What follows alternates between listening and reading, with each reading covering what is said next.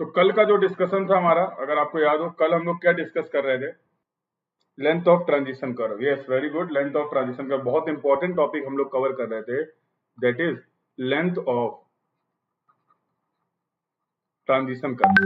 तो दो जो आर अटेंडिंग फर्स्ट क्लास, जिनकी पहली क्लास है ऑफ ट्रांजिशन कर्व, तो ट्रांजिशन कर्व का थ्योरेटिकल पार्ट हम लोगों ने डिस्कस किया था, अगर आपको याद हो। थ्योरेटिकल का part we have discussed regarding the transition curve. What is transition curve, why we are providing transition curve, क्यों प्रोवाइड कर रहे थे, ये सारा डिस्कशन होपफुली आपको क्लियर होगा। यस, तो अब एक्चुअल जो भी मेरी रिक्वायरमेंट थी, रिक्वायरमेंट लाइक मेरे को क्या अचीव करना था, जस्ट ए क्विक रिवीजन, मेरे को अचीव करना था सुपर एलिवेशन। सुपर एलिवेशन की हम लोगों ने बात किया था कर्व के केस में। मुझे रेडियस को मॉडिफिकेशन करना था, मुझे सेंट्रीफ्यूगल एक्सेलरेशन या फिर सेंट्रीफ्यूगल फोर्स मैनेज करना था। उसके लिए मैंने क्या किया था, ट्रांजिशन कर्व प्रोवाइड किया था। और ट्रांजिशन कर्व जो प्रोवाइड किया था किसके किसके बीच में, जो मेरा स्ट्रेट पोर्शन था, स्ट्रेट और सर्कुलर को कनेक्ट करने के लिए, स्ट्रेट और सर्कुलर को कनेक्ट करने के लिए मैंने बीच में क्या प्रोवाइड किया था, I have provided transition curve. यही पढ़ रहे थे हम लोग, यस और नो? हम लोगों ने ट्रांजिशन कर्व इस तरीके से प्रोवाइड किया था to meet some certain requirement. कुछ सर्टेन रिक्वायरमेंट थी हमारी, उनको अचीव करने के लिए मैंने ट्रांजिशन कर्व प्रोवाइड किया था। क्लियर? तो इसमें जो मेन हमारा डिस्कशन चल रहा था in last class I guess, वो चल रहा था लेंथ ऑफ ट्रांजिशन कर्व में। तो मुझे पता चला था कि जो लेंथ ऑफ ट्रांजिशन कर्व होगा, स्पाइरल कर्व जो हम प्रोवाइड कर रहे हैं, the length should be maximum of, क्या होने वाला था, मैक्सिमम ऑफ, अगर आपको याद हो, कंडीशन 1, 2 एंड 3। ये तीन कंडीशन हम लोग कुछ एक एक करके डिस्कस करेंगे, और उनमें से जो भी मैक्सिमम क्राइटेरिया होगा, जो भी मैक्सिमम लेंथ आएगी, उस लेंथ को मैं डिजाइन करने वाला हूँ, प्रोवाइड करने वाला हूँ as a transition curve. Yes, तो कुछ नहीं, ठीक है, कंटिन्यू करते हैं इसको। तो लेंथ ऑफ ट्रांजिशन कर्व में हम लोगों ने बात किया था, इसी को कंटिन्यू कर लेते हैं। सी, तो इसमें तीन क्राइटेरिया थे मेजर। एक मेरा पहला क्राइटेरिया था लेंथ बेस्ड ऑन, मैंने निकाला था बेटा, अगर आपको याद हो, length based on the rate of change of centrifugal acceleration. जो सेंट्रीफ्यूगल एक्सेलरेशन था, उसके बेसिस पे मैंने क्या निकाला था, मैंने अपनी लेंथ कैलकुलेट करी थी ट्रांजिशन कर्व की। और अगर जिनको याद है, जो रिवाइज करके आए, वो बता पाएंगे मुझे। तो मेरी लेंथ आ रही थी, मैं डेरिवेशन पार्ट नहीं बता रहा हूं, मैं डायरेक्टली फॉर्मूला लिख रहा हूं, that was V cube upon C R, that was V cube upon C R, where C was jerk.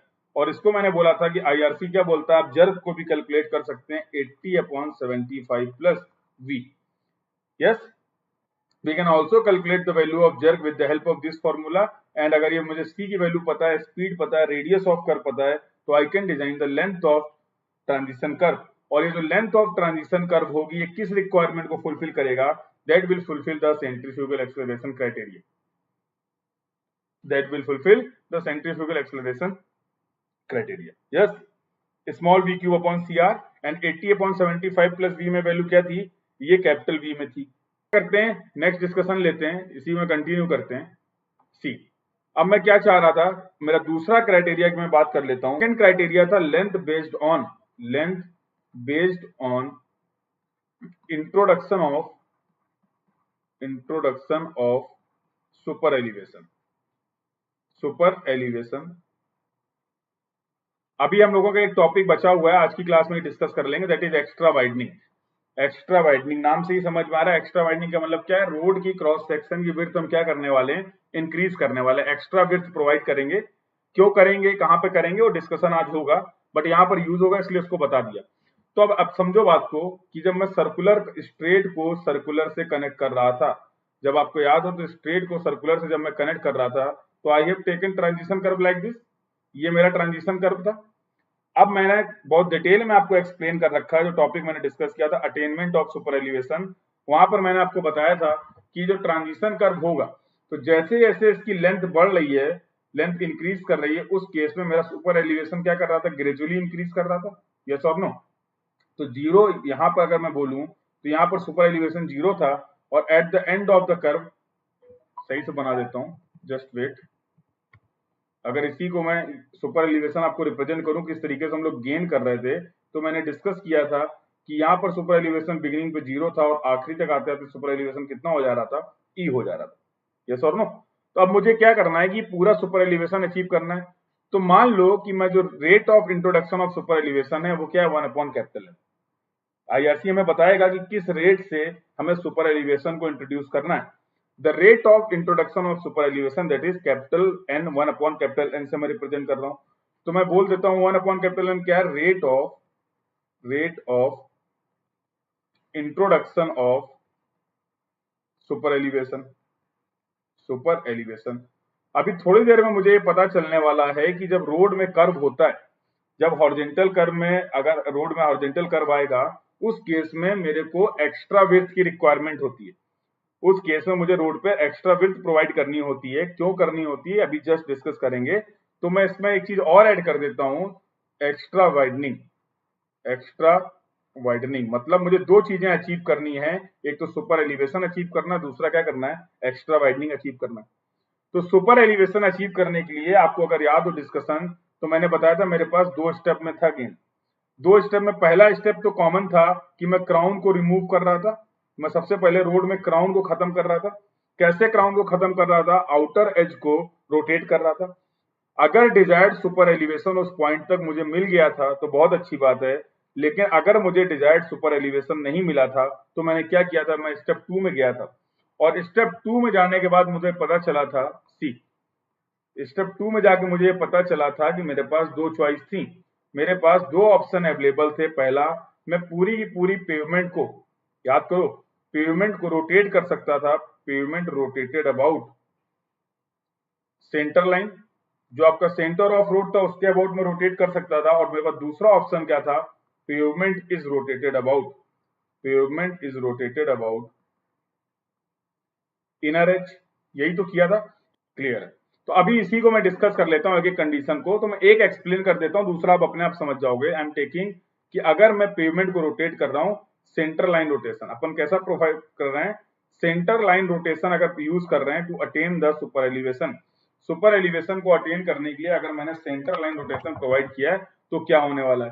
तो सी द डायग्राम, ये मेरी कोई एक रोड थी, क्रॉस सेक्शन में आपको बना के दिखाता हूं। इस क्रॉस सेक्शन को तुम्हें अगर याद हो तो इसका कहीं पे सेंटर था। अब ये जो रोड थी इसका for example this was the centre. अब ये क्या था, सेंटर था। अब मैं पूरी की पूरी पेमेंट को, मुझे अल्टीमेटली क्या करना था, फॉर एग्जांपल अगर ये इनर एज थी और ये आउटर एज थी, अगर ये इनर एज थी और ये आउटर एज थी, तो मुझे आउटर एज को इनर एज के रिस्पेक्ट में क्या करना था, हायर एलिवेशन पे ले जाना था। यस और नो। हायर एलिवेशन पे ले जाने के लिए मैं क्या कर रहा हूं कि मैं कौन सा मेथड सेलेक्ट कर रहा हूं, सेंटर लाइन रोटेशन। मतलब मैं इस पूरी पेमेंट को सेंटर लाइन के अबाउट रोटेट कर देता हूं। कर देते हैं, इसमें क्या डिफिकल्ट टास्क है। सी, तो मैंने इस पूरी पेमेंट को for example I have rotated like this. कर सकते हैं ऐसा, यस और नो। ऐसा कर सकते हैं कि नहीं कर सकते हैं, डेफिनेटली कर सकते हैं।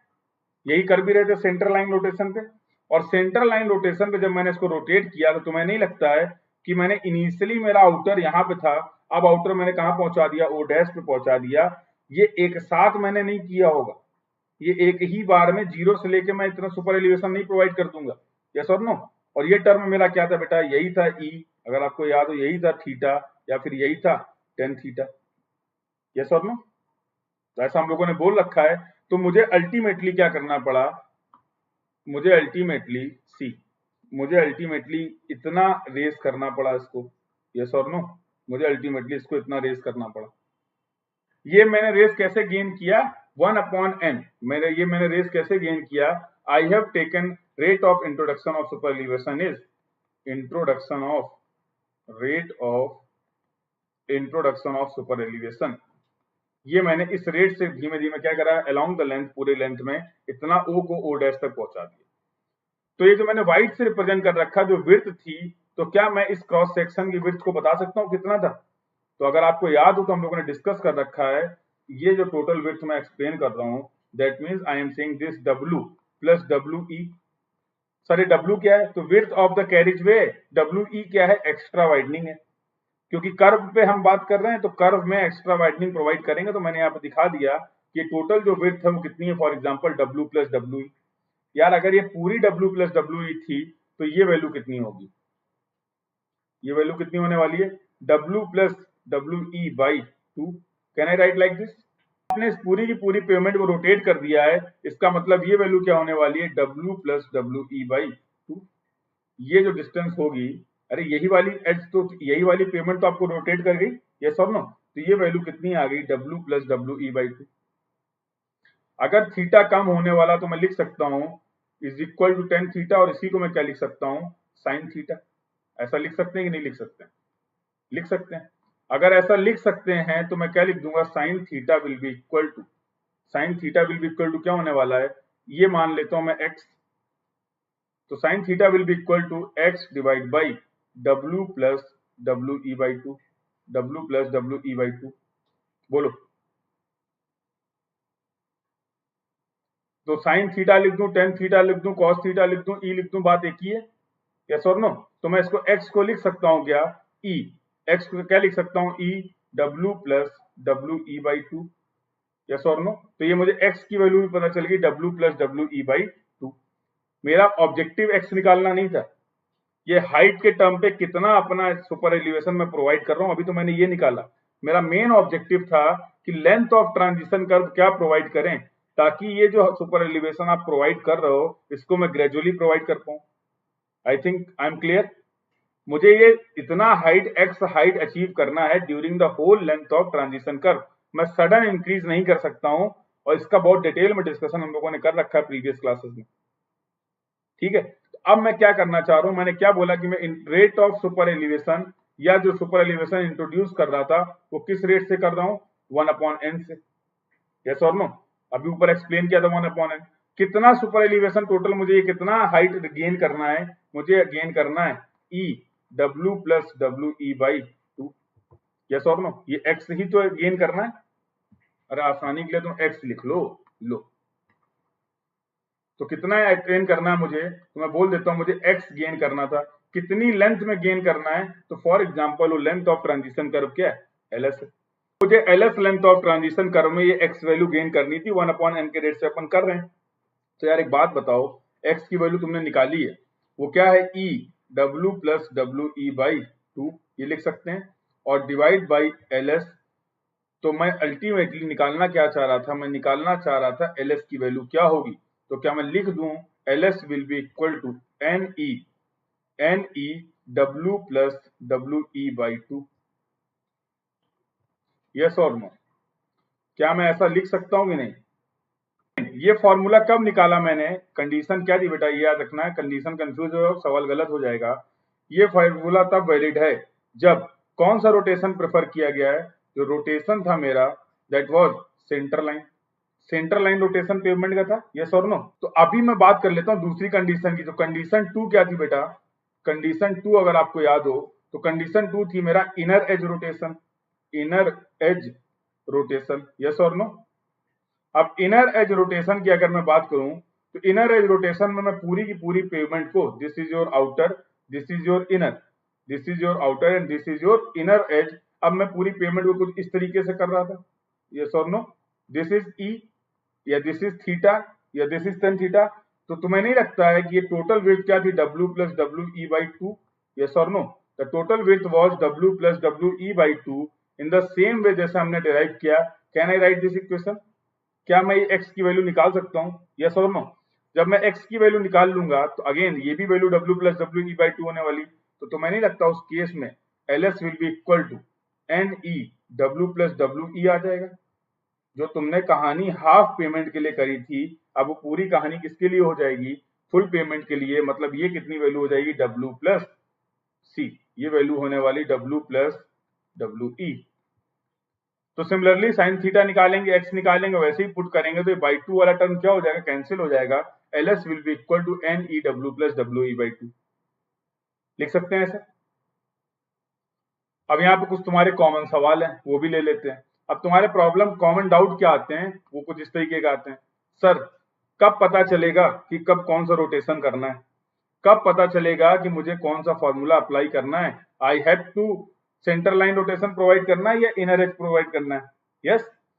Total width will be W plus W E, total width will be W plus W E. Extra widening हम दोनों साइड प्रोवाइड कर सकते हैं, एक साइड प्रोवाइड कर सकते हैं, वो भी देखेंगे। अभी मैंने केवल इतना कंसेप्ट किया कि ये जो विड्थ मैं दिखा रहा हूं आपको, इसमें कैरिज वे की विड्थ भी है और एक्स्ट्रा वाइडनिंग भी है।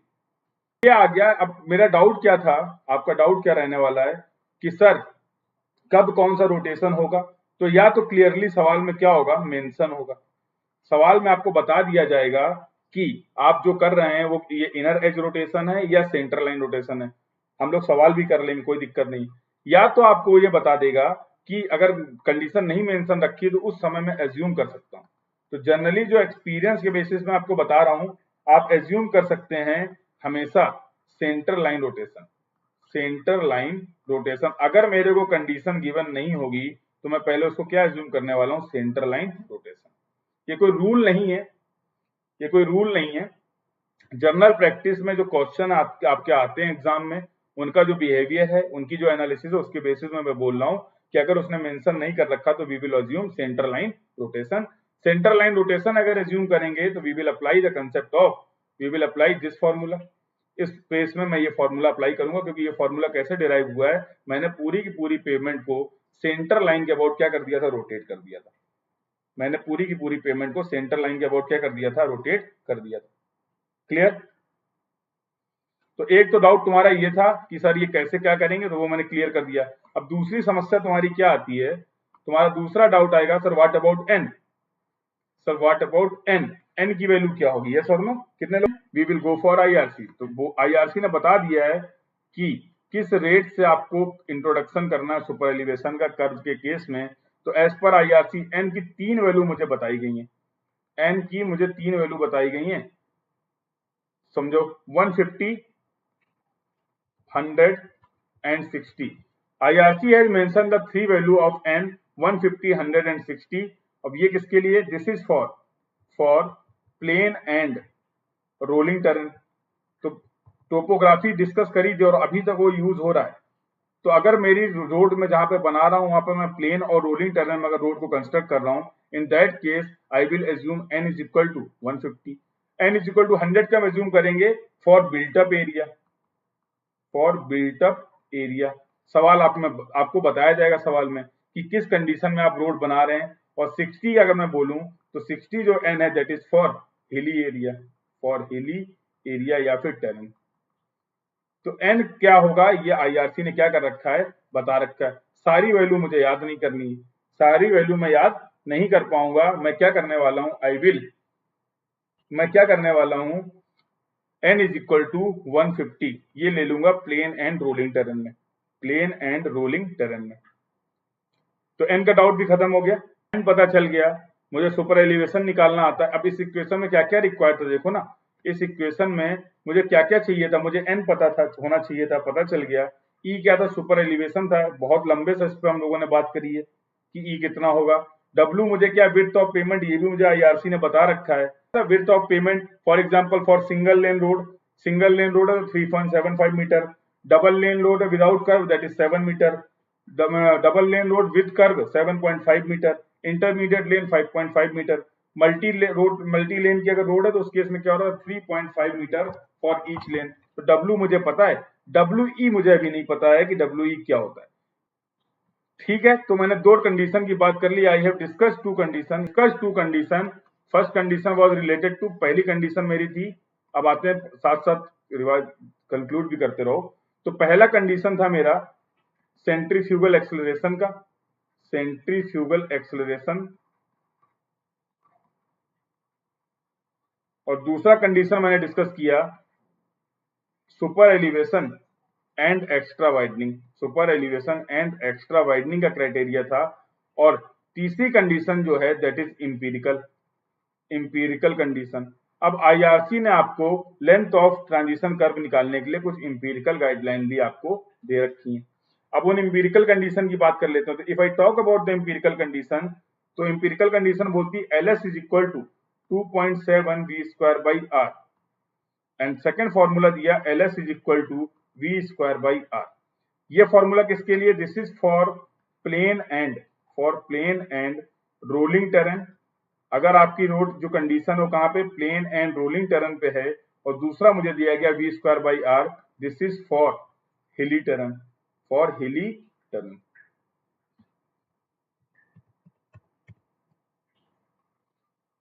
तो ये आईआरसी ने मुझे 2 गाइडलाइन दी। इंपॉर्टेंट क्या है कि इस फॉर्मूले में जो यूनिट्स है वो वी की क्या होगी, we in kmph, metre per second में नहीं है, वो वी किसमें है, किलोमीटर पर आवर में। तो तीनों कंडीशन समझ में आ गई, तीनों कंडीशन समझ में आ गई।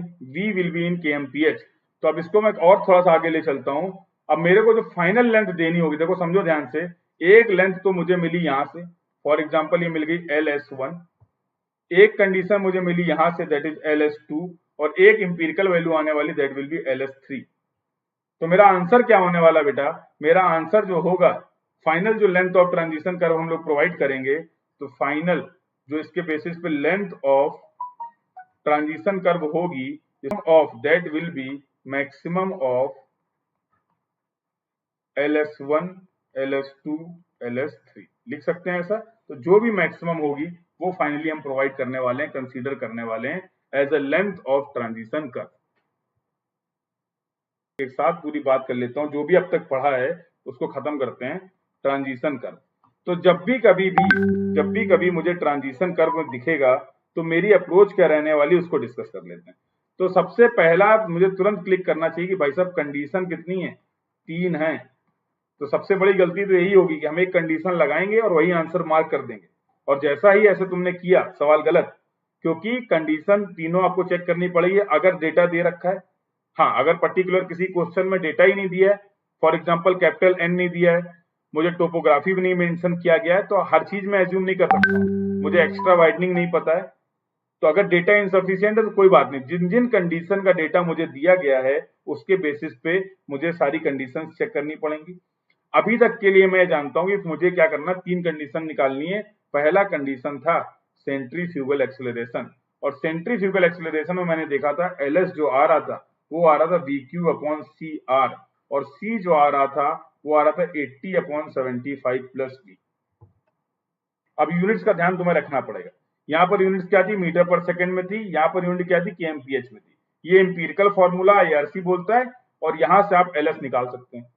दूसरा कंडीशन मेरे को पता है super elevation and extra widening. Super elevation और एक्स्ट्रा वाइडनिंग का मुझे पता है, तो यहां से भी मैंने आज LS निकाला। मैं एक कंडीशन लेके एक्सप्लेन कर देता हूं ताकि समझ हो जाए। NEW+WE/2, NEW+WE/2, और यहाँ पर N मुझे पता है वो कितना होगा, 150 for plain and rolling terrain, plain and rolling terrain, yes और नो। और तीसरा कंडीशन था मेरे पास इंपीरिकल। इंपीरिकल इक्वेशन की अगर मैं बात करूं तो मुझे पता चल गया था LS = 7V²/R, और एक मेरे पास था V²/R। ये किसके लिए था, प्लेन एंड रोलिंग टर्न, और दिस इज फॉर हिली टर्न, यस और नो। अब ये तीनों कंडीशन से मैं निकाल लूंगा। एग्जांपल ले लेता हूं समझने के लिए। मान लो इससे वैल्यू आ गई 50 मीटर, इससे वैल्यू आ गई 62 मीटर, और इससे वैल्यू आ गई 19 मीटर। ये सब रैंडम वैल्यू है, ये सब क्या है, रैंडम वैल्यू है, ये सब क्या है, रैंडम वैल्यू। तो मुझे बताओ इस केस में जो मैंने आपको डेटा दिया, द फाइनल लेंथ कितना हो जाएगा, final length of transition curve जो प्रोवाइड करेंगे वो कितना होगा, LS will be equal to, यहाँ पे नहीं लिखता हूं, तो कुछ लोग महान होंगे जो इसको भी याद कर लेंगे। यहां से मुझे बताओ कि जो आंसर होगा वो LS will be equal to कितना होगा। अरे obviously the maximum of all these thing, the maximum of all these thing. तो तीनों कंडीशन में मैक्सिमम क्या दिख रहा है, finally we will provide 62 metre as a length of transition curve. Finally, we will provide 62 meter as a length of transition curve. Now we have discussed, I have मेरे side से transition curve का पूरा discussion हो गया है, theoretical as well as numerical point of view. Shift of curve, तो क्या होता है एक बार जल्दी से मैं बता देता हूं शिफ्ट ऑफ कर्व क्या होता है। तो जब मैं, अगर आपको याद हो, ये सर्कुलर था कर्व, इस सर्कुलर को स्ट्रेट से कनेक्ट कर रहा था, इस सर्कुलर को स्ट्रेट से क्या कर रहा था, कनेक्ट कर रहा था। तो मुझे पता चला था कि यार एक प्रॉब्लम आ रही थी। प्रॉब्लम क्या आ रही थी कि मैं अगर सडन कर रहा था तो प्रॉब्लम आ रही थी कि अचानक से पैरामीटर चेंज हो रहा था, व्हीकल को डिस्कम्फर्ट हो रहा था। उसके लिए मैंने क्या किया था, कुछ इस तरीके से स्मूथली इनको टेंजेंशियली कनेक्ट करने के लिए कर्व डिजाइन कर दिया था, ट्रांजिशन कर्व। लेकिन जब तुमने ट्रांजिशन कर्व प्रोवाइड किया तो तुम्हें नहीं लगता है तो इसको स्मूथली और टेंजेंशियली कनेक्ट करने के लिए मैंने क्या किया था, मैंने ट्रांजिशन कर्व प्रोवाइड किया था। बेटा ट्रांजिशन कर्व प्रोवाइड करते ही हो क्या गया था, ये कर्व कुछ इस तरीके से कनेक्ट हो गया था, ये कर्व कुछ इस तरीके से क्या हो गया था, कनेक्ट हो गया था। यस और नो? काफी अच्छा डायग्राम बन गया, उम्मीदों से ज्यादा अच्छा हो गया है। तो ये तो आपका स्ट्रेट पोर्शन था, ये स्ट्रेट था, ये ट्रांजिशन हो गया, और ये क्या हो गया बेटा आपका सर्कुलर, ये सर्कुलर कर्व हो गया। तुम्हें नहीं लग रहा है, एक बात तुम्हें यहाँ पे समझ में आ जानी चाहिए, क्या समझ में आ जाना चाहिए कि ये सर्कुलर कर्व कुछ नीचे आ गया, कुछ पोजीशन चेंज हो गया। अरे इस डायग्राम के रेफरेंस में नीचे बोल रहा हूँ, हॉरिजॉन्टल में क्या कर जाएगा, ये शिफ्ट कर जाएगा, और इसी को मैं बोलता हूँ shift of curve, shift of curve. अब मुझे एक इंपॉर्टेंट बात ये बताओ, ये शिफ्टिंग जो हुई है, ये शिफ्टिंग जो हुई है किसमें हुई है, ट्रांजिशन कर्व में या सर्कुलर कर्व में? कौन सा कर्व शिफ्ट कर गया, सर्कुलर कर्व। तो क्या दिख रहा है मेरे को, क्या दिख रहा है कि ये सर्कुलर कर्व शिफ्ट कर गया, इसको मैं बोलता हूं। अब कितना शिफ्ट कर गया, इसका मैग्नीट्यूड क्या होगा, मैं निकाल सकता हूं। शिफ्ट जिसको मैं रिप्रेजेंट कर रहा हूं एस से, it will be equal to ls square upon 24r, ls square upon 24r। ये मैग्नीट्यूड कितना होगा शिफ्ट का, ये मैं कैलकुलेट कर सकता हूं with the equation ls is equal to shift is equal to ls square upon 24r, where r is the radius of circular curve, ls is the length of spiral or length of transition curve, length of transition curve। जितना पढ़ा है इसका कुछ application देखते हैं, इसका कुछ application देखते हैं कितना समझ में आया। कैलकुलेटर निकाल लो। Question, attempt this question, this is GATE 2 mark question.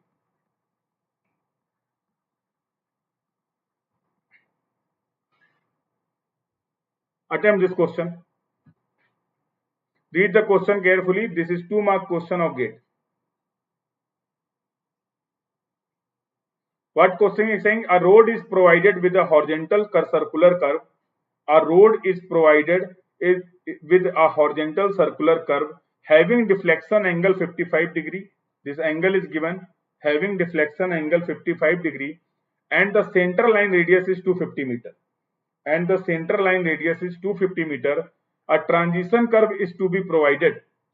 A transition curve is to be provided at each end of the circular curve. At each end of the circular curve, such that length, such a length that rate of gain of radial acceleration is 0.3 meter per second cube at a speed of 50 kmph. At a speed of 50 kmph, length of transition curve required at each end is, length of transition curve required at each end is. These are the option A, B, C, D are given. I am providing you 2 minutes time. You have 2 minutes time to solve this question. After 2 minutes, we will discuss this question. Understand the question carefully. Read the question carefully.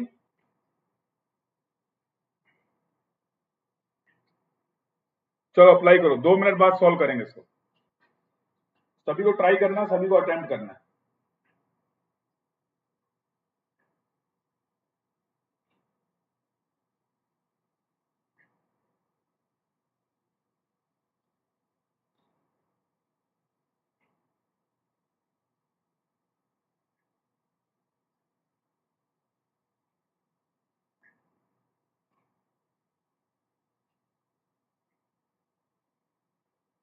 Attempt everyone.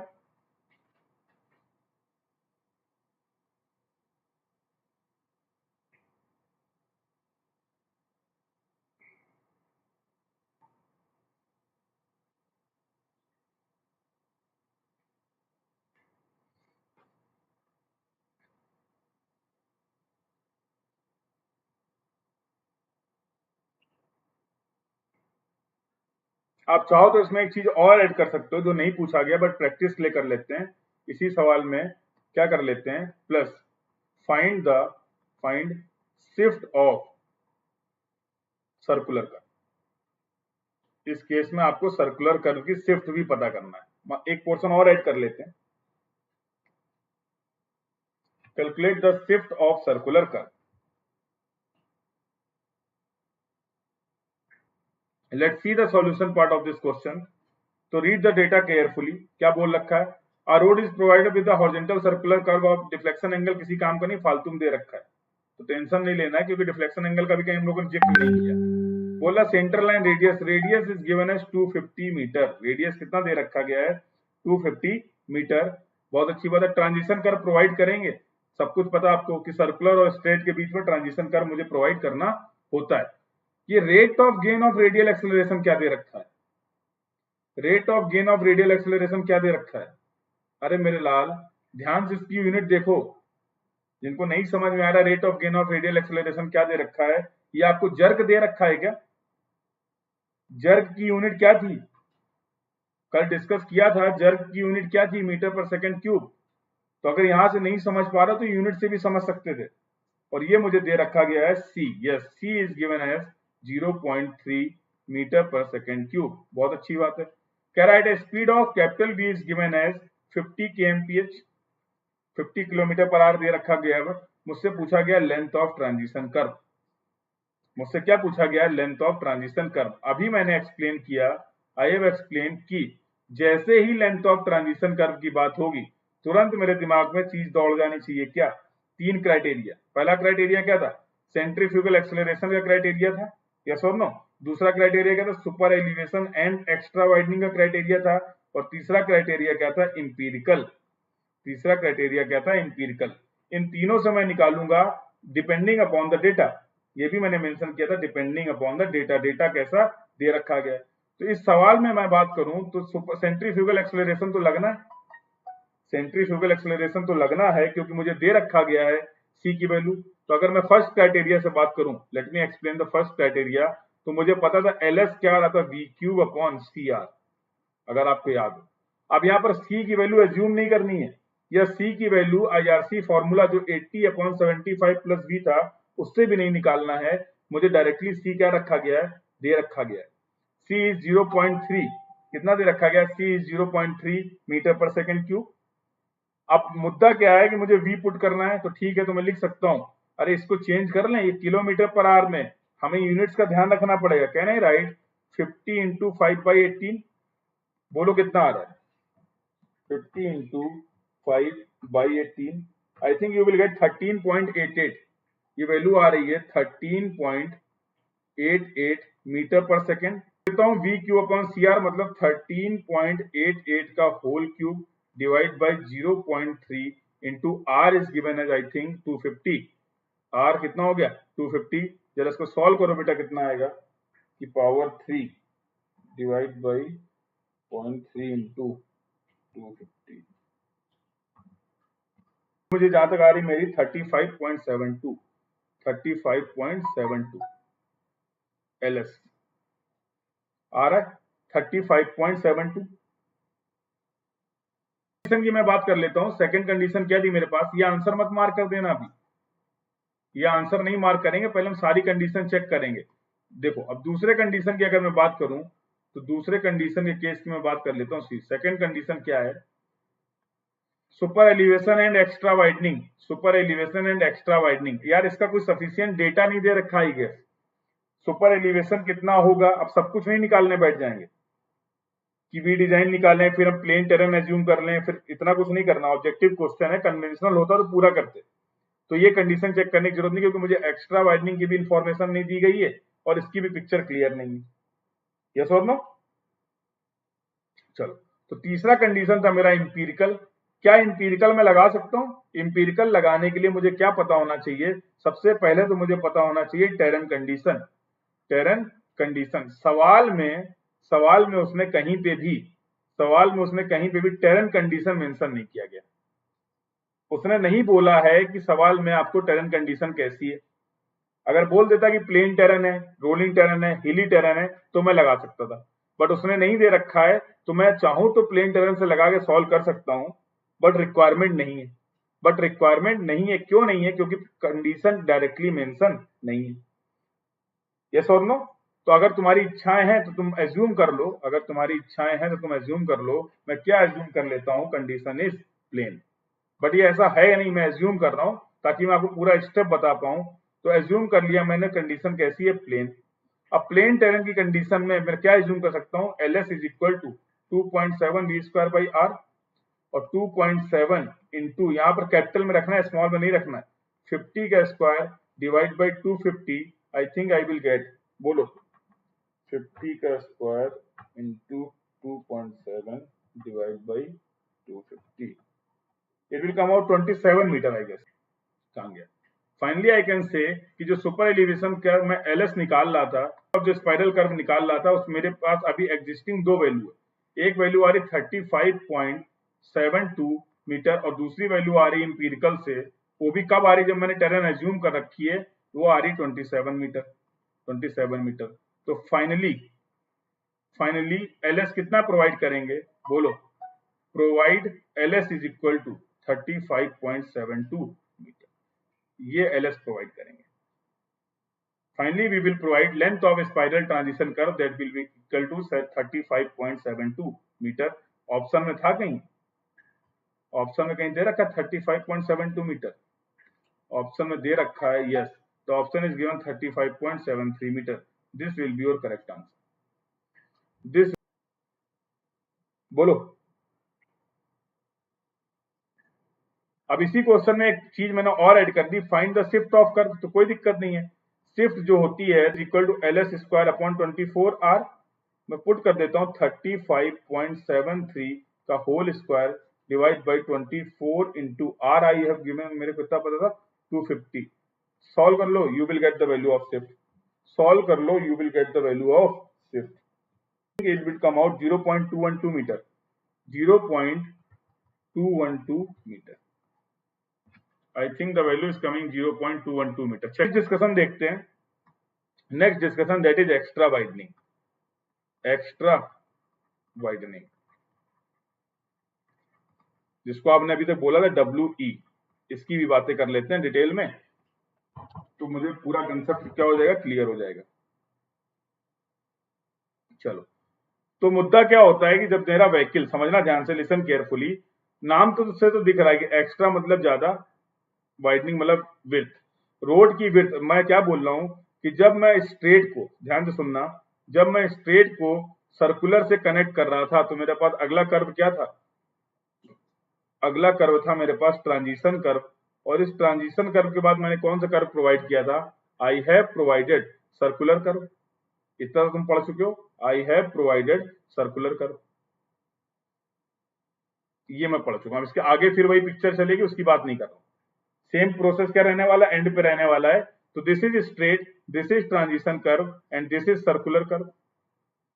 अब होगा क्या, क्या discuss करने जा रहा हूं कि जब आपको सुनना ध्यान से, एक्स्ट्रा वाइडनिंग क्या कि जब मेरा व्हीकल स्ट्रेट पाथ में मूव करता है, जब मेरा व्हीकल स्ट्रेट पाथ में क्या करता है, मूव करता है, तो उसके मूविंग बिहेवियर अलग होता है। जब वो कर्व में जाएगा तो उसके मूविंग बिहेवियर में क्या होने वाला है, कुछ चेंज आने वाला है, जिसकी वजह से मूविंग बिहेवियर में क्या होने वाला है, चेंज आने वाला है, जिसकी वजह से कुछ एक्स्ट्रा वाइडनिंग की रिक्वायरमेंट होगी। कैसे, समझो। फॉर एग्जाम्पल सी, ये देखो ध्यान से, ये अपना व्हीकल था, जब ये व्हीकल स्ट्रेट पे मूव करेगा तो तुम्हें नहीं लगता है कि इस व्हीकल का, इसको मैं फ्रंट एक्सल बोल दूं, अरे बोलो, फ्रंट एक्सल बोल दें, और इसको बैक एक्सल बोल दें या रियर एक्सल बोल दें। फ्रंट एक्सल और बैक एक्सल क्या करेंगे, एक ही पाथ को फॉलो करेंगे। अगर स्ट्रेट है तो जिस पाथ से आपका फ्रंट एक्सल मूव कर रहा है उसी पाथ से आपका बैक एक्सल भी मूव करेगा। कंडीशन क्या है, पोर्शन कैसा रहना चाहिए आपका रोड का, स्ट्रेट। यस और नो, अरे यहां समझ लो, ये अगर स्ट्रेट रोड है तो स्ट्रेट रोड के केस में जो मेरा व्हीकल होगा, वेट, जो मेरा व्हीकल होगा will be something like this. तो इसके जो आगे वाले एक्सल के व्हील हैं और जो पीछे वाले एक्सल के व्हील हैं वो क्या एक ही पाथ फॉलो करेंगे, यस डेफिनेटली वो नियरली सेम पाथ फॉलो करेंगे। लेकिन प्रॉब्लम क्या है कि जब यही व्हीकल कर्व पे आएगा, जब यही व्हीकल क्या होगा, कर्व पे आएगा, कर्व पे आने पे तुम्हें नहीं लगता है कि इसके हालात कुछ इस तरीके के होंगे। जब एक कर्व पे मूव कर रहा होगा तो तुम्हें नहीं लग रहा कि इसके हालात कुछ बदल गए हैं, यस और नो। कर्व के केस में क्या हो रहा है कि मेरा जो रेयर एक्सल है वो क्या हो रहा है, आउटर की तरफ भाग रहा है।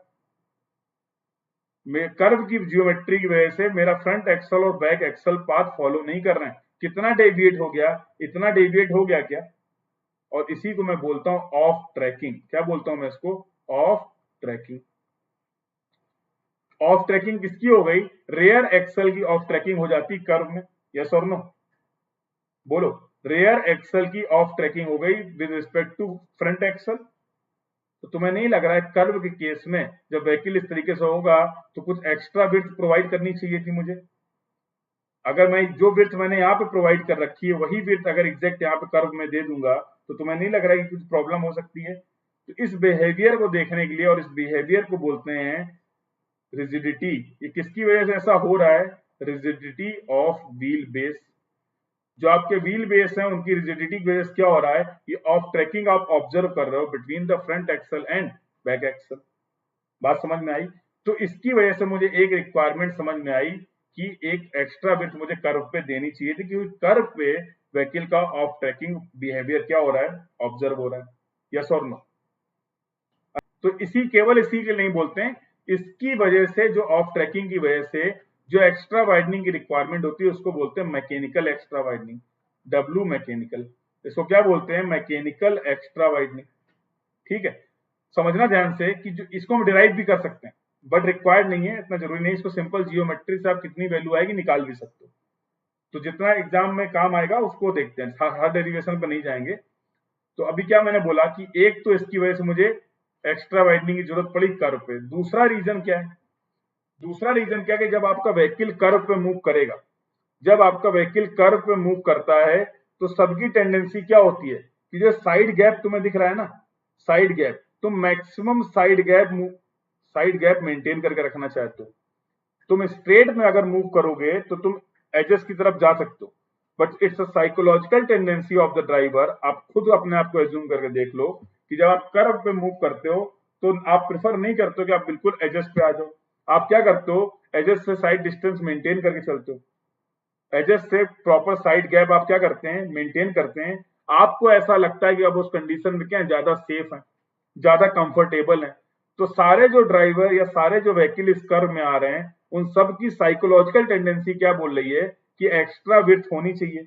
यस और नो? अब सारे व्हीकल अगर ज्यादा साइड गैप मेंटेन करके चलेंगे तो यहाँ कौन चलेगा? यस और नो? तो ये पोर्शन मैं बोल सकता हूँ कि यूज नहीं कर रहा हूँ। अब ये पोर्शन अगर नहीं यूज कर रहा हूं तो मुझे विड्थ तो एक्स्ट्रा प्रोवाइड करनी पड़ेगी ताकि सारे व्हीकल, जितने भी व्हीकल यहाँ पे थे वो यहाँ पे निकल जाएं। अगर मैं विड्थ कम कर देता, अगर मैं विड्थ कम कर देता तो आगे इस पोर्शन में रोड की इफिशियंसी क्या कर जाती बेटा? डिक्रीज कर जाती। अगर मैं उतनी ही विड्थ रखता उस केस में भी व्हीकल जो हो रहे थे वो अपनी टेंडेंसी की वजह से गैप ज्यादा मेंटेन रखते, उस केस में भी आपको दिखता कि रोड की इफिशियंसी क्या हो गई? डिक्रीज हो गई। मैं नहीं चाहता हूं कि रोड की इफिशियंसी क्या हो? डिक्रीज हो। तो कर्व के केस में मैं इसकी विड्थ को बढ़ा दूंगा। कर्व के केस में मैं इसकी विड्थ को क्या कर दूंगा? बढ़ा दूंगा। और ऐसी विड्थ को बेटा बोलते हैं psychological. W psychological extra widening requirement. तो एक एक्स्ट्रा वाइडनिंग की रिक्वायरमेंट मुझे दिखी, एक एक्स्ट्रा वाइडनिंग की रिक्वायरमेंट मुझे दिखी mechanical setup rigidity of wheel base की वजह से। दूसरे में एक्स्ट्रा वाइडनिंग की रिक्वायरमेंट मुझे दिखी ड्यू टू साइकोलॉजिकल टेंडेंसी और psychological behaviour of the driver. इन दो एक्स्ट्रा वाइडनिंग की, इन दो रीजन की वजह से मेनली हम क्या निकालते हैं? Extra widening. और that should be equal to W E. That should be equal to W E. So can I say the total extra widening, the total extra width required on the horizontal curve should be equal to extra widening required for mechanical arrangement, rigidity of wheelbase, to control the factor of off tracking, to consider the factor of off tracking, plus extra widening required for psychological behavior of the driver. Yes or no? क्या मैं ऐसा बोल सकता हूं? और बातें करते हैं। तो अगर मैं आईआरसी की बात करूं तो आईआरसी ने तुम्हारा काम बहुत आसान कर दिया है। आईआरसी ने क्या बोला कि जो डब्ल्यू होगी, टोटल एक्स्ट्रा वाइडनिंग रिक्वायर्ड होगी, that is mechanical plus psychological. और मैकेनिकल एक्स्ट्रा वाइडनिंग निकालने का तरीका क्या है? NL square by 2R।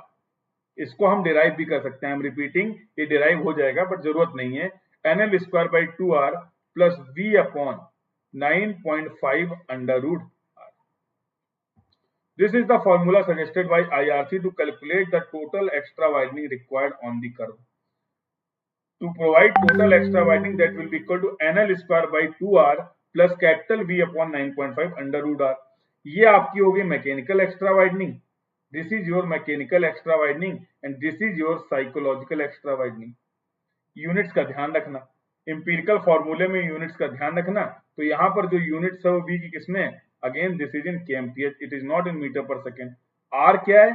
R radius of curve है किसमें? मीटर में. R is the radius of curve in metre. N क्या है? N number of lanes. N क्या है? Number of lens. R मुझे पता है, V मुझे पता है, स्पीड हो गई, V हो गया स्पीड. सारे पैरामीटर्स मुझे पता है क्या? और अगर तुम ये सब इस तरीके से रखोगे तो आपको IRC क्या बोलता है? You will get total extra widening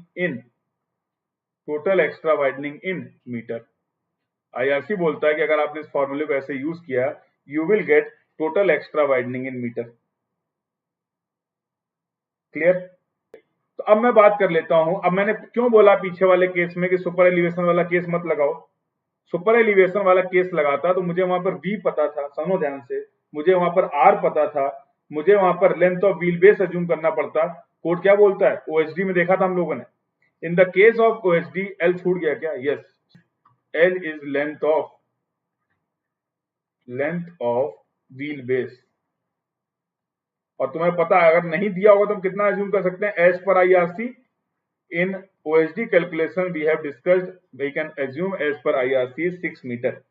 अगर नहीं दिया है तो मैं L भी एज्यूम कर सकता था. R मुझे पता था लेकिन मुझे N नहीं पता था. कितने लेन की वो रोड थी, सवाल देख लो, कितने लेन की वो रोड थी, ये कहीं पर भी मेंशन नहीं था. इसलिए मैंने एक्स्ट्रा वाइडनिंग वाला फैक्टर कंसीडर नहीं किया. अब इसका कोई रूल 6 मीटर, हाँ, अब इसका कोई रोल तो नहीं है कि N कितना भी एज्यूम कर लो, 2 लेन है, 4 लेन है, 6 लेन है. इस वजह से मैंने वहां पर एक्स्ट्रा वाइडनिंग कंसीडर नहीं किया था. अगर उसी सवाल में, और ऐसे सवाल आए हुए हैं, ऐसे सवाल क्या है, length of wheel base 6.1 metre लेते हैं एज पर IRC. क्लियर? ठीक है. तो अब मैं बात कर लेता हूं जो तुम्हारी ऑफ ट्रैकिंग हुई थी बेटा, जिसको तुमने बोला था ऑफ ट्रैकिंग, कितना डेविएट कर दिया था. ऑफ ट्रैकिंग क्या था? Deviation of the rear axle with respect to front axle. Deviation of the rear axle, ध्यान से देखो, deviation of the rear axle with respect to front axle. तो इसका कितना डेविएट कर दिया था, इसी को मैंने क्या बोल दिया, कितना ऑफ ट्रैक हो गया था, उसी को मैंने बोल दिया ऑफ ट्रैकिंग. और इस ऑफ ट्रैकिंग की वैल्यू, जो टर्म आपको दिख रहा है, L square by 2R. L square by 2R क्या है बेटा? Of trekking. इस फॉर्मूले में L स्क्वायर बाई 2R क्या है? Of trekking. तो you can also calculate the value of trekking. और उस ऑफ ट्रैकिंग में अगर आप नंबर ऑफ लेन्स का मल्टीप्लाई कर दे रहे हो, you will gate mechanical extra widening. Similarly psychological extra widening भी हम निकाल सकते हैं, V upon 9.5 under root R. और इन दोनों को अगर ऐड कर देंगे तो टोटल एक्स्ट्रा वाइडनिंग की कितनी रिक्वायरमेंट है, that we can calculate. Yes और no? That we can calculate. कुछ हमारे पास जनरल बातें क्या हैं? वो 3 बातें हैं कि अगर आपका रेडियस ऑफ कर्व जो था, अगर आपका जो रेडियस ऑफ कर्व है वो ग्रेटर देन 300 मीटर है, तो उस केस में आपको no need to provide extra widening. उस केस में आपको एक्स्ट्रा वाइडनिंग प्रोवाइड करने की जरूरत नहीं है. क्यों नहीं है? तुम समझ सकते हो. अरे इतना हाई रेडियस का कर्व है, रेडियस ज्यादा तो कर्वेचर क्या हो जाएगा? अगर रेडियस ज्यादा है तो कर्वेचर क्या हो जाएगा? कम हो जाएगा. अगर कर्वेचर कम है तो तुम्हें नहीं लगा ये ऑफ ट्रैकिंग वगैरह सब जो था, इसकी प्रॉब्लम खत्म हो जाएंगी. अल्टीमेटली क्या हो रहा है? स्ट्रेट की तरफ बढ़ लो. तो अगर बहुत ज्यादा रेडियस है, इसका मतलब क्या है? वो ऑलमोस्ट सिमिलर बिहेवियर रोड करने वाली है जैसा कि स्ट्रेट में होने वाला था. और स्ट्रेट के केस में क्या आपने एक्स्ट्रा बिट्स प्रोवाइड करी थी? नहीं करी थी. तो अगर रेडियस 300 मीटर से ज्यादा है तो वहां पर एक्स्ट्रा वाइडनिंग की रिक्वायरमेंट क्या होगी? नहीं होगी. हम वहां पर नहीं प्रोवाइड करेंगे. क्लियर? दूसरी गाइडलाइन क्या है?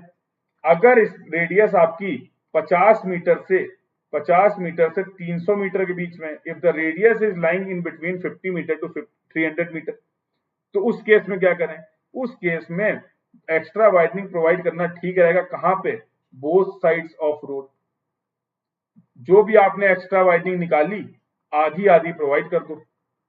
ये रोड थी और यहां पर आपने प्रोवाइड कर दी WE/2 और यहां पे प्रोवाइड कर दी WE/2. अब टोटल विड्थ कितनी हो जाएगी जिसकी तुम बात कर रहे थे, ये टोटल विड्थ कितनी हो जाएगी, that will be equal to, ये आपकी W है, ये WE/2 है, ये WE/2 है, that will be equal to W plus W, yes और no, that will be equal to W plus WE। तीसरी कंडीशन और देख लेते हैं, तीसरी कंडीशन क्या बोलती है, सी, थर्ड कंडीशन, अगर रेडियस 50 मीटर से कम है, ठीक है, तो मैं बात कर रहा था अगर रेडियस मेरी 50 मीटर से कम है, इतने स्मॉल रेडियस के कर्व कहां दोगे, इतने स्मॉल रेडियस के कर्व तुम्हें जनरली कहां पे देखने को मिलेंगे बेटा, हिली एरिया में। अब हिली एरिया में आपको इतने स्मॉल रेडियस, अरे हिली रेडियस अगर कम है इसका मतलब क्या होगा, कर्वेचर, कर्वेचर क्या हो जाएगा, ज्यादा हो जाएगा, यस और नो। तो अगर कर्वेचर बहुत ज्यादा, और एग्जांपल में ले लेता हूं हिली एरिया में, तो कोड क्या बोलता है कि ऐसे कंडीशन में जनरल गाइडलाइन मेरे पास क्या है कि ऐसी कंडीशन में एक्स्ट्रा वाइडनिंग जो हम प्रोवाइड करेंगे, टोटल एक्स्ट्रा वाइडनिंग, वो मैं इनर एज में प्रोवाइड करूंगा, इनर साइड प्रोवाइड करूंगा, इनर साइड क्या करेंगे, प्रोवाइड करेंगे।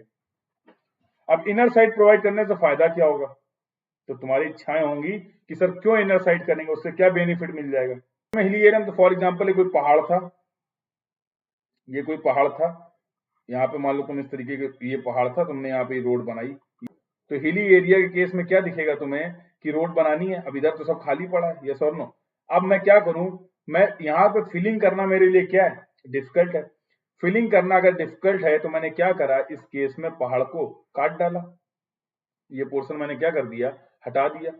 इस पोर्शन को हटाते ही तो जो भी एक्स्ट्रा वाइडनिंग प्रोवाइड करनी थी मुझे इस रोड के लिए, एक्स्ट्रा वाइडनिंग मुझे प्रोवाइड करनी थी, वो मैंने पूरी यहाँ पे प्रोवाइड कर दी, WE, यस और नो। इसलिए क्या होगा, अब ये टोटल ये क्या हो जाएगा, ये अगर W था और ये WE हो गया तो मैं इसको बोल दूंगा W प्लस WE। तो इनर साइड में प्रोवाइड किया, आउटर में नहीं किया, तो एक तो कंस्ट्रक्शन डिफिकल्टी से बचने के लिए कराया सर, यस और नो, एक तो कंस्ट्रक्शन डिफिकल्टी से बचने के लिए ऐसा किया, और तुम्हें नहीं लग रहा है कि अगर तुम ऐसा कर दोगे तो इनर साइड में, अब इस कर्व को जरा ऐसे समझते हैं, अरे समझो ना, यहाँ पर पहले पहाड़ हुआ करता था, वो पहाड़ तुमने काट के पोर्शन कट करके इनर एज पे क्या कर दिया, इनर एज पे आपने एक्स्ट्रा वाइडनिंग प्रोवाइड कर दी। इनर एज पे जब एक्स्ट्रा वाइडनिंग प्रोवाइड कर दी तब तो तुम्हें फील नहीं हो रहा क्या ऐसा कि जो विजिबिलिटी थी वो बढ़ जाएगी, ज्यादा दूर तक देख पाओगे, क्योंकि ये पोर्शन जो पहले ऑब्स्ट्रक्शन था वो पीछे चला गया, यस और नो। जब ज्यादा दिखने लगा, ज्यादा दिखने लगा, तो ये तुम पढ़ चुके, इसको क्या बोलते थे बेटा, इसको हमने पढ़ रखा है, इसको हम लोग क्या बोलते थे, इसको हम लोग बोलते थे साइड डिस्टेंस। इसको हम इसी रोड पर किस पॉइंट से कहां तक दिख रहा है रोड में, इसी डिस्टेंस को हम क्या बोलते थे, साइड डिस्टेंस। और तुम्हें नहीं लग रहा कि इनर साइड पे प्रोवाइड करने से मुझे दो फायदे हुए, इनर साइड पे प्रोवाइड करने से मुझे दो फायदे हुए, क्या फायदे हुए, एक तो मेरा कंस्ट्रक्शन का प्रॉब्लम सॉर्ट आउट हो गया, और दूसरा फायदा क्या हुआ कि मेरी इनर साइड डिस्टेंस, या फिर इसको सिंपल भाषा में बोलें तो विजिबिलिटी जो थी वो क्या कर गई, इंक्रीज कर गई, विजिबिलिटी जो थी वो क्या कर गई, इंक्रीज कर गई। ये कंटिन्यू करते हैं, अभी थोड़ा सा और कंटिन्यू कर लें, पूरा समअप कर देते हैं और छुट्टी करते हैं। क्या पढ़ा है, सी, तो ये स्ट्रेट था, ये डायग्राम मैंने इतनी बार बना दिया है, और अब भी अगर तुम्हें नहीं आया तो भरोसा करो कभी नहीं आएगा। क्या करा था, स्ट्रेट था, स्ट्रेट के बाद एक उस तरीके का ट्रांजिशन प्रोवाइड किया था, और ये ट्रांजिशन मैंने दोनों साइड दिया था, यस और नो, दोनों स्टार्टिंग और एंड दोनों में प्रोवाइड किया था। कर्व की मैं बात कर लेता हूं, ये ट्रांजिशन कर्व चल रहा है, ये था स्ट्रेट, ये था ट्रांजिशन कर्व, और इसके बाद अपना पिक्चर में आ गया था सर्कुलर कर्व, ये अपना यहां से था circular curve, yes, that's very fine, good good, yes, ये सर्कुलर कर्व आ गया, यस और नो। अब मैंने क्या बोला, एक्स्ट्रा वाइडनिंग प्रोवाइड करेंगे, कर्व पे प्रोवाइड करेंगे, वाइडनिंग अब करेंगे, प्रोवाइड करेंगे, तो कैसे प्रोवाइड करेंगे, सी, यहाँ पर एक्स्ट्रा वाइडनिंग प्रोवाइड करनी है जहां से हमारा कर्व स्टार्ट हो रहा है, और जो मेरा कर्व स्टार्ट हो रहा है वो सर्कुलर से स्टार्ट नहीं हो रहा है, स्ट्रेट पोर्शन जैसे ही एंड हो रहा है, स्ट्रेट पोर्शन जैसे ही एंड हो रहा है वहीं से मेरा क्या हो जा रहा है, कर्व स्टार्ट हो जा रहा है, स्टार्ट हो रहा है, यस। तो अब यहां से कर्व स्टार्ट हो रहा है, मतलब जो भी मैंने एक्स्ट्रा वाइडनिंग निकालनी थी, I am going to provide like this. आप क्या कर सकते हो, सिमिलरली आप क्या कर सकते हो, यस, ट्रांजिशन, इस केस में भी आप विड्थ क्या कर सकते हैं, इंक्रीज कर सकते हैं, E/2, ये क्या था, WE/2, ये क्या था, WE/2, और देखो अभी कोई पूछ रहा था सर साइड डिस्टेंस कैसे बढ़ गई कि विड्थ को फॉर एग्जांपल यहाँ कहीं स्ट्रेट खत्म हो रहा है और मैंने इस तरीके से इंक्रीज कर दिया, ये मैंने क्या कर दिया एक्स्ट्रा वाइडनिंग इनर साइड कर रहा हूँ। उस केस में तुम्हें नहीं लग रहा है कि अगर मेरा कोई व्हीकल रोड पे यहाँ था, फॉर एग्जाम्पल यहाँ ले लेते हैं व्हीकल, ये मेरा व्हीकल कोई मूव कर रहा था, पहले उसको इस कर्व की वजह ये ऑब्स्ट्रक्शन के पीछे नहीं दिख रहा था, अब अगर मैंने विड्थ को इंक्रीज कर दिया है तो इट मे बी पॉसिबल कि ये व्हीकल जब यहाँ पे ही होगा तो यहाँ के ऑब्जेक्ट को एक्स ऑब्जेक्ट को देख सकता है, और ये एक्स ऑब्जेक्ट को जो देख सकता है इसी डिस्टेंस को मैंने बोला था विजिबल डिस्टेंस या फिर साइड डिस्टेंस, इसी को मैंने बोला था विजिबल डिस्टेंस या फिर साइड डिस्टेंस। कि अगर मैं एक्स्ट्रा वाइडनिंग को इनर साइड प्रोवाइड करता हूं जैसा मैंने हिली रोड के केस में किया, हिली रोड के केस में किया, उस केस में मुझे दिखा कि मेरी साइड डिस्टेंस क्या हो गई, विजिबिलिटी क्या कर गई, इंक्रीज कर गई। Clear, clear to all? So this was the complete discussion. This was the complete discussion about the transition curve. Transition करके हम लोगों ने जितनी डिस्कशन रिक्वायर्ड था वो सारा कंप्लीट कर लिया। तो जो नए हैं जो आज कल में ज्वाइन किए हैं उनके लिए मैं बता देता हूं ताकि आप मैक्सिमम बेनिफिट ले सको। क्या बताना चाह रहा हूं कि बेटा हमने शुरू किया था इंट्रोडक्शन से, इंट्रोडक्शन चैप्टर हम कंप्लीट कर चुके हैं। दूसरा हमने पढ़ा था जियोमेट्रिक डिजाइन, जियोमेट्रिक डिजाइन, और इसका फर्स्ट पार्ट था cross sectional element, cross sectional element. इसका दूसरा पार्ट था साइड डिस्टेंस, साइड डिस्टेंस, और इसका तीसरा पार्ट था बेटा हॉरिजॉन्टल अलाइनमेंट, और इसका चौथा पार्ट था वर्टिकल अलाइनमेंट। तो हम लोगों ने यहां तक कवर कर लिया। We have covered cross sectional element, we have covered side distances, we have covered almost covered horizontal alignment. थोड़ा सा डिस्कशन हमारा बचा हुआ है, थोड़ा सा डिस्कशन हमारा बचा हुआ है, that will be related to setback distance. तो नेक्स्ट क्लास में जो हम डिस्कशन करेंगे वो करेंगे सेटबैक डिस्टेंस का। We will discuss setback distance. Clear, ये हमारा अगला डिस्कशन होगा। तो जिन्होंने पहले फॉलो नहीं किया है, जिन्होंने पहले लेक्चर्स फॉलो नहीं किए हैं, this is the recommendation for all of you. ये उन सभी के लिए रिकमेंडेशन है कि आप पुराने लेक्चर से प्लेलिस्ट में जाके इन लेक्चर्स को फॉलो कर लें। The discussion I have made earlier will be applicable till जब आपका पूरा सब्जेक्ट जब तक क्या होगा, कंप्लीट होगा। So I hope I am clear to all of you. Things are clear. Go and practice as much question है, जितने क्वेश्चन कर सकते हो करो, कोई दिक्कत नहीं। So okay, thank you. This was all about today's class. आज हमारा इतना डिस्कशन होना था। We will meet tomorrow at the same time. Thank you everyone.